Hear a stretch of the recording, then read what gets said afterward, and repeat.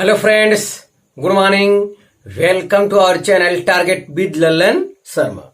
Today we will discuss about rotational kinetic energy, work done by torque and work energy theorem in rotational motion. आइए देखते हैं आज का पहला topic, rotational kinetic energy या kinetic energy of rotation. दोनों एक ही बात है।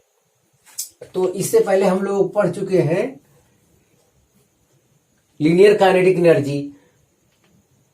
तो मोशन के कारण जो ऊर्जा उसमें होता है, निहित होता है, या मोशन के कारण जो वर्क करने की पावर होती है उसे काइनेटिक एनर्जी कहते हैं। तो इसका डिफिनेशन है the energy possessed due to rotational motion of a body is known as rotational kinetic energy. Possessed मतलब अधीन होता है। तो रोटेशनल मोशन के कारण किसी बॉडी में जो एनर्जी अधीन होता है, पोसेस्ड होता है, उसी को रोटेशनल काइनेटिक एनर्जी कहा जाता है। अब इसका हमें प्रूफ चाहिए, डेरिवेशन चाहिए, तो उसके लिए हम डेरिवेशन अब कर रहे हैं।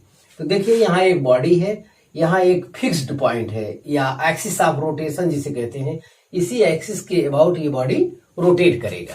फिक्स्ड पॉइंट ये यहां से एक पार्टिकल m1 ले रहे हैं, v1 वेलोसिटी से मोशन कर रहा है, उसकी फिक्स्ड पॉइंट से डिस्टेंस क्या है r1।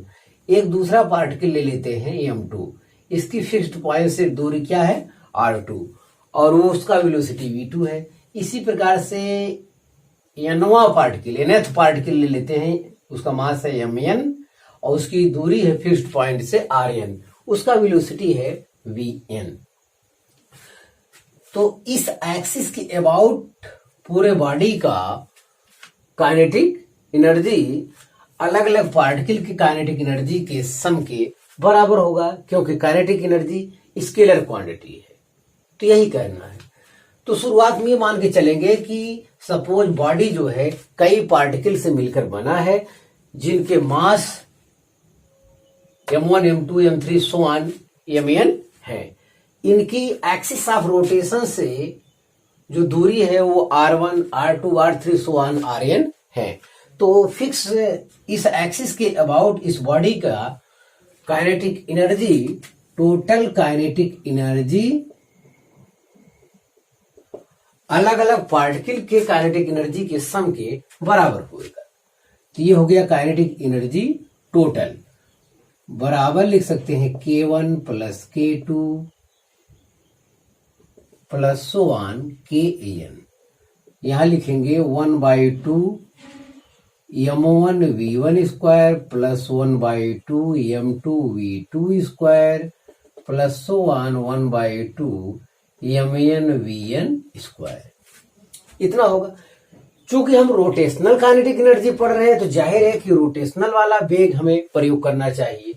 तो हम लोग जानते हैं v इक्वल टू क्या होता है, फार्मूला r ओमेगा। इसका हम लोग प्रयोग करेंगे। रोटेशनल वेलोसिटी, एंगुलर वेलोसिटी का हम प्रयोग करेंगे।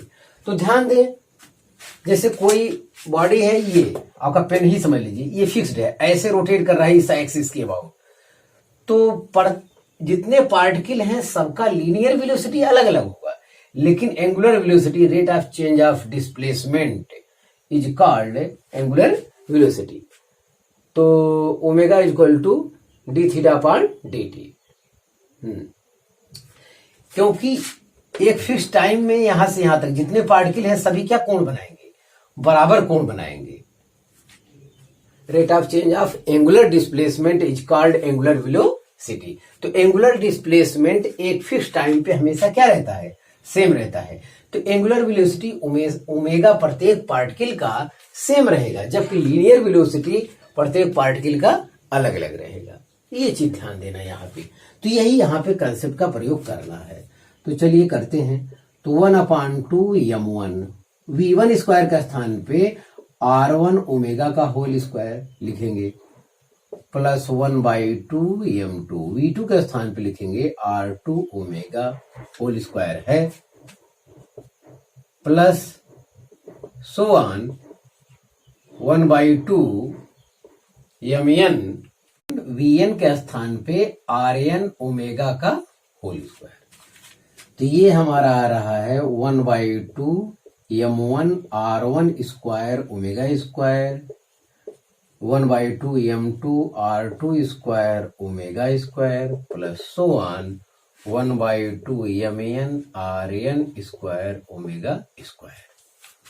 तो यहां से लिख सकते हैं 1/2 और m1 r1 square plus m2 r2 square plus so on mn rn square, omega square बाहर कर देते हैं और यहां लिख सकते हैं 1/2, इसे लिख सकते हैं sigma m r square into omega square, ये है 1/2 I ओमेगा स्क्वायर। ये रोटेशनल काइनेटिक एनर्जी का फार्मूला है, काइनेटिक एनर्जी टोटल।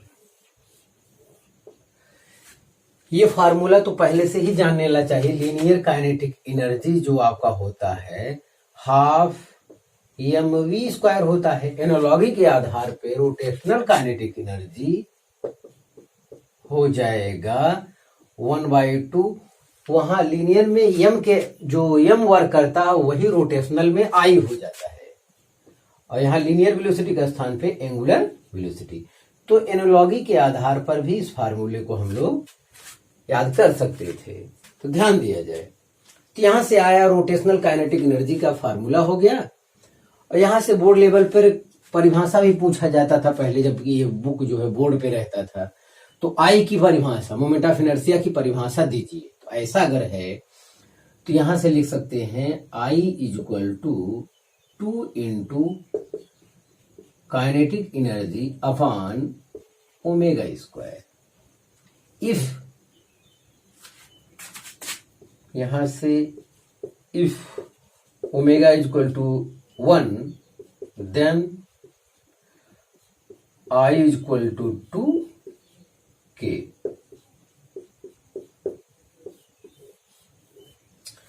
तो इस एक्सिस के about moment of inertia 2 times rotational kinetic energy के इक्वल होता है इफ बॉडी फिक्स एक्सिस के अबाउट यूनिट एंगुलर वेलोसिटी से मोशन कर रहा हो।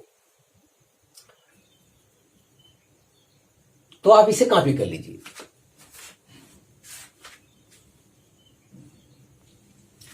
हाँ फ्रेंड्स, अगला हेडिंग देखते हैं, work done bye torque.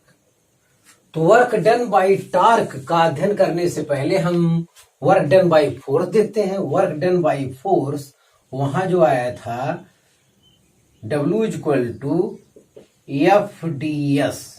Analogy के आधार पर हम लोग रोटेशनल मोशन में वर्क फाइंड करेंगे। ये हो जाएगा W इक्वल टू F के स्थान पे यहाँ पे टार्क कार्य करेगा और लीनियर डिस्प्लेसमेंट के स्थान पर एंगुलर डिस्प्लेसमेंट कार्य करेगा। तो ये फार्मूला तो हम लोग एनालॉगी के आधार पर जान लेते हैं, बट इसका प्रूफ चाहिए तो प्रूफ करते हैं। तो आइए देखते हैं। मान लेते हैं कोई बॉडी है, इसका ये फिक्स्ड पॉइंट है जिसके अबाउट ये रोटेशन कर रहा है और ये इससे स्मॉल r डिस्टेंस पर कोई पार्टिकल है और उस पर यह फोर्स कार्य कर रहा है, यहां से अल्फा एंगल पर मान लेते हैं कार्य कर रहा है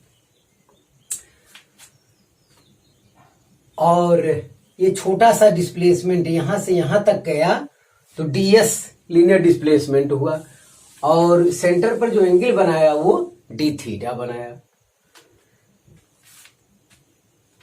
तो यहां पर छोटा सा कार्य जो होगा dw इक्वल टू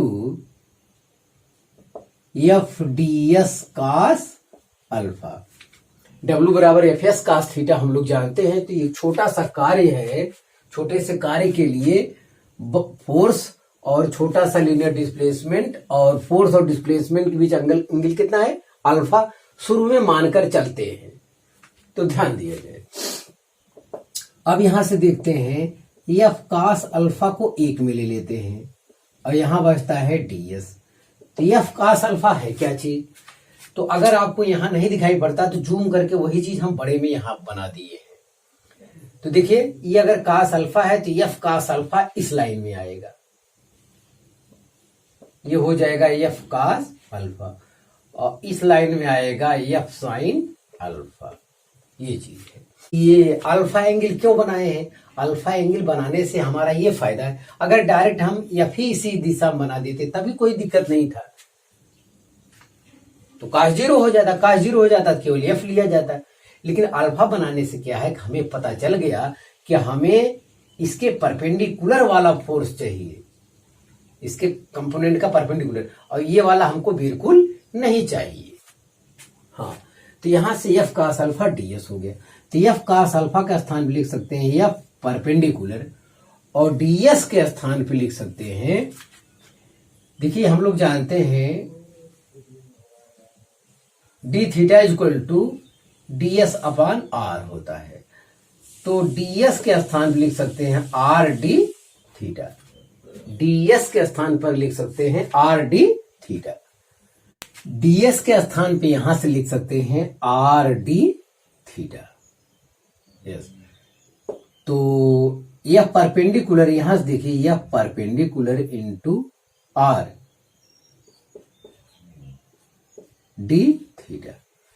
तो ये हम लोग पहले से जानते हैं ये टार के बराबर होता है, टाउ डी थीटा। तो टाउ बराबर होता है R cross F vector form में, तो उसे एफ परपेंडिकुलर इंटू आर लिख सकते हैं। तो यहां से आया डी डब्ल्यू, ये छोटा सा कार्य है, कोई पार्टिकल यहां से यहां तक गया तो हमें छोटा सा कार्य मिल गया। तो इंटीग्रेटिंग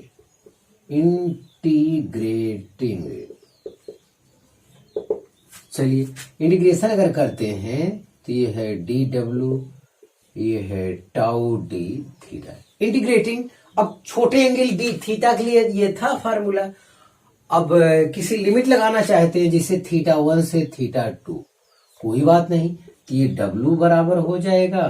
अब आपका आया टाउ डी थीटा, ये थीटा 1 से लेके थीटा 2 लिमिट। तो ये रहा आपका formula, work done bye torque. तो वर्क डन बाय टार्क का ये डेरिवेशन हो गया। तो इनिशियल में हम लोग एनालॉजी के आधार पे फार्मूला को पहले ही जान लेंगे तो अच्छा रहेगा। तो वर्क डन बाय फोर्स होता है ये फार्मूला, और वर्क डन बाय टार्क होता है ये फार्मूला। इसकी सहायता से हम लोग ज्ञान करते हैं। अब रही बात इसके प्रूफ की, तो इसका प्रूफ आपके सामने है, और यहां सब कुछ बात क्लियर हो गया है। यहां अल्फा लेना आवश्यक नहीं है, आप डायरेक्ट या परपेंडिकुलर फोर्स ही एफ ले लेंगे इस डायरेक्शन में तो काश जीरो हो जाएगा। अल्फा लेने से ये पता चल गया कि इसके परपेंडिकुलर वाला फोर्स वाला कंपोनेंट ही हमको लेना है, एफ साइन थीटा ये हमको नहीं लेना है। तो यहां से ये पता चल गया, तो आप इसे कॉपी कर लीजिए। हाँ फ्रेंड्स, अगला हेडिंग देखा जाए, work energy theorem in rotational motion. तो वर्क एनर्जी थ्योरम जो है रोटेशनल मोशन के लिए भी वैलिड है, ये आपकी जानकारी में होना चाहिए। तो सेम कंसेप्ट है, यहां पे कुछ भी बदलने वाला नहीं है। यहां पे रोटेशनल काइनेटिक एनर्जी आ जाएगा, बस इतनी सी बात है। वहां फोर्स होता था, वर्क एनर्जी थ्योरम जो चैप्टर है उसमें पढ़ाया गया, work done by all forces is equal to change in kinetic energy. तो सेम वही चीज यहां है, वहां फोर्स है, यहां पे टार्क कह सकते हैं, या वही डिफिनेशन यहां भी प्रयोग करेंगे तब भी कोई दिक्कत नहीं है, क्योंकि टार्क भी फोर्स ही है। यस, तो यहां कह सकते हैं work done by all torque is equal to change in kinetic energy of rotation. That is work done by all torque is equal to change in kinetic energy. तो ये change in rotational kinetic energy होगा यहां पे। अब इसका proof चाहिए, तो proof चाहिए तो हम लोग वर्क डन बाय टार्क अभी पढ़ चुके हैं, तो उसके आधार पर वर्क एनर्जी थ्योरम फाइंड करते हैं, फार्मूला उसका। हाँ, देखा जाए तो इसकी सहायता से सभी प्रकार के प्रॉब्लम सॉल्व होते हैं। तो हम लोग जानते हैं टाउ इक्वल टू होता है आई अल्फा, यहाँ डी थीटा है ही है। हम लोग जानते हैं आई अल्फा का स्थान लिख सकते हैं डी ओमेगा अपान डी टी, और यहाँ डी थीटा पहले से है। तो आई तो कांस्टेंट रहे, moment of inertia fix axis के अबाउट वो कांस्टेंट रहेगा। इसे बाहर लिख लेते हैं और इसे लिख लेते हैं हम लोग D theta upon D T कर लेते हैं और डी ओमेगा को अलग कर लेते हैं। और rate of change of angular displacement is called angular velocity. तो इस आधार पे इसे हम लोग लिखेंगे ओमेगा डी ओमेगा। इस आधार पे हम लोग लिखेंगे ओमेगा डी ओमेगा। अब यहां पे लिमिट लगा देना चाहिए आपको, ओमेगा इनिशियल ओमेगा फाइनल। आप लिमिट लगा दीजिए, ओमेगा का इंटीग्रेशन ओमेगा स्क्वायर बाई 2। तो ये हो जाएगा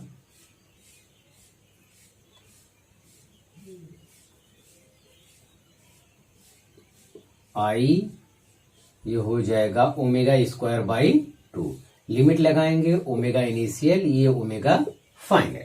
तो upper limit minus lower limit, तो ये हो जाएगा आई और ये हो जाएगा omega final square by 2 minus omega initial square by 2।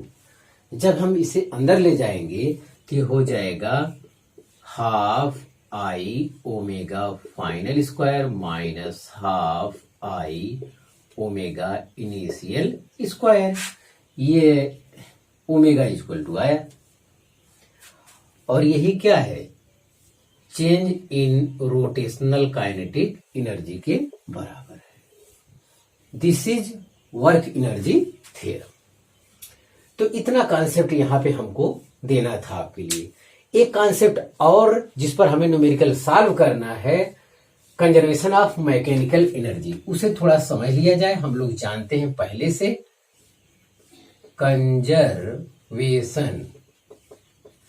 Conservation of mechanical energy, conservation of mechanical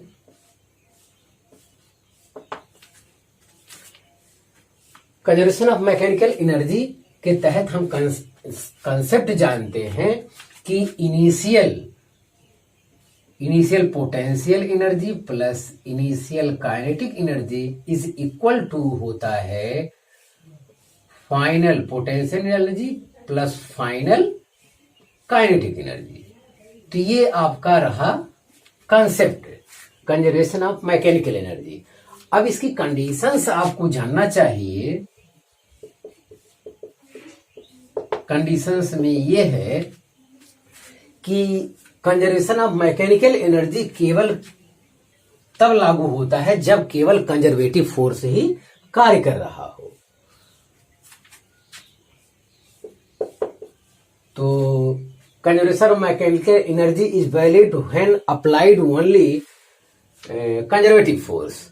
और दूसरे कंडीशन में ये है कि जो नॉन कंजर्वेटिव फोर्स है, जैसे all type of frictional force is non conservative force, तो सभी फ्रिक्शनल फोर्स जितने होते हैं वो नॉन कंजर्वेटिव फोर्स है, तो फ्रिक्शनल फोर्स उस पर अप्लाई ना हो रहे हो। तीसरा जो होता है, कोई एक्सटर्नल फोर्स भी कार्य कर ना रहा हो, कोई एक्सटर्नल फोर्स कार्य न कर रहा हो। अगर कार्य भी कर रहा हो तो उसका मान क्या हो, 0 हो। तो ये 3 कंडीशन आपको जानना चाहिए कंजर्वेशन ऑफ मैकेनिकल एनर्जी लगाने के लिए। इसका विधिवत कॉन्सेप्ट समझने के लिए आपको यूट्यूब पर टाइप करना होगा conservation of mechanical energy, bracket में लिख दीजिए target with Lallan Sharma, channel लिख दीजिए, वहां पे आपको वीडियो आ जाएगा। वहां पे अगर आपका कंसेप्ट यहाँ कमजोर है तो वहां दोबारा देख सकते हैं। तो इन्हीं कंसेप्ट के आधार पर हम आगे प्रॉब्लम को सॉल्व करेंगे, और प्रॉब्लम के लिए हमें अलग वीडियो बनाना होगा। तो आज बनाएंगे तो विद्यार्थी वीडियो लंबा हो जाएगा। इसे कॉपी कर लीजिए और आप मेहनत से पढ़ाई करते रहिए। All the very best.